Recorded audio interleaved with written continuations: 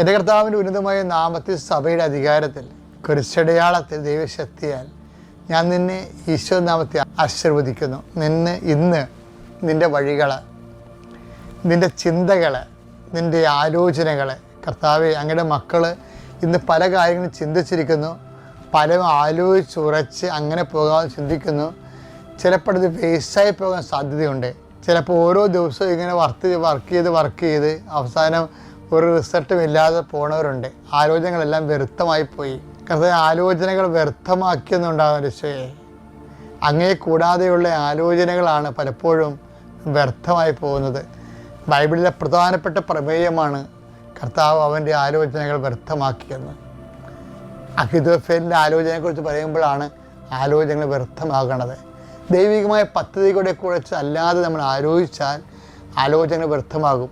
അതുകൊണ്ട് തന്നെ കർത്താവെ, ആലോചിക്കുന്ന ശിരസിനെ അങ്ങ് ആശീർവദിക്കണമേ.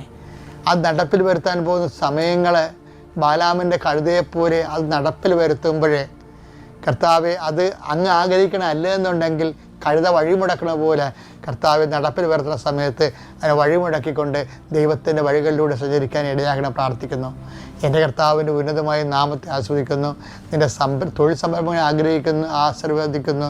തൊഴിലില്ലാത്തവർക്ക് തൊഴിൽ ലഭിക്കുന്നതിന് വേണ്ടി പുതിയ ഒരു വിഷയം അവരുടെ ജീവിതത്തിൽ കടന്നു വരാൻ ഇത് ചെയ്താൽ ശരിയാകും, ഇതാണ് വഴി, ഇതിലേ പോകുക എന്ന് പറഞ്ഞുകൊണ്ട് കർത്താവെ, പുതിയ വഴി കാണിച്ചുകൊണ്ട് ആ വഴിയിലൂടെ അട്ടിത്തെളിച്ചു കൊണ്ടുപോകുന്ന നിൻ്റെ ഇടയ ചൈതന്യത്തെ ആദരിക്കുകയും ആരാധിക്കുകയും ചെയ്യുന്നു.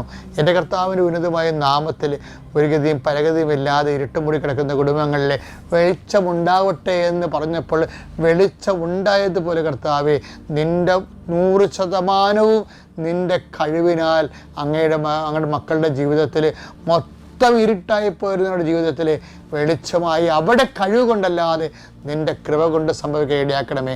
നിത്യം പിതാവും പുത്രനും പരിശുദ്ധാത്മാവായ സർവേശ്വര നീക്കുവാമേ.